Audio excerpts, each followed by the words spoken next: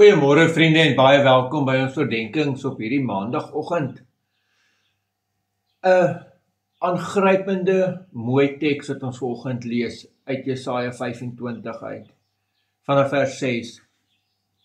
Die Here heers oor alle magte, sal op hierdie berg vir al die volke 'n feesmaal van ryk geregte voorberei. 'n Feesmaal met beleë wyn, met ryk geregte vol murg, met gesuiwerde beleë wyn.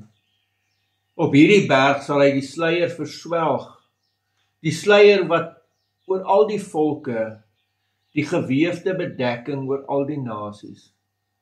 Hy sal die dood vir ewig verswelg. My Heer, die Here, sal die trane van alle gesigte afvee. Die bespotting van sy volk sal hy van die hele aarde af verwyder. Ja, die Here het gespreek.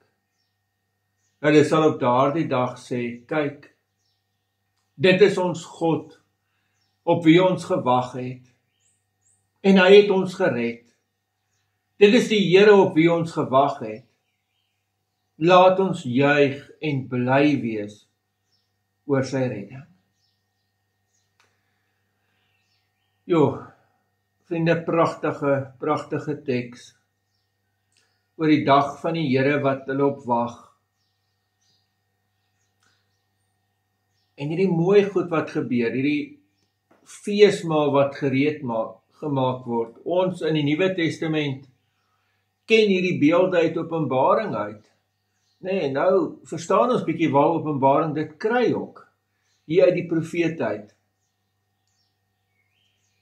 Maar die vreugde van 'n God elke traan kom afvee. Kan jy dink die liefde wat God vir jou het?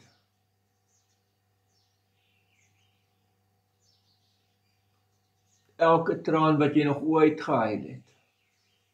Elke seer wat jy nog ooit in jou binneste gehad het. Kom vee hy af. En dan hierdie groot vreugde, sê dit is ons God, op wie ons gewag het. Al wat ek en jy kan doen is droom oor hierdie dag, en bid oor hierdie dag, en wag op hierdie dag. Amen.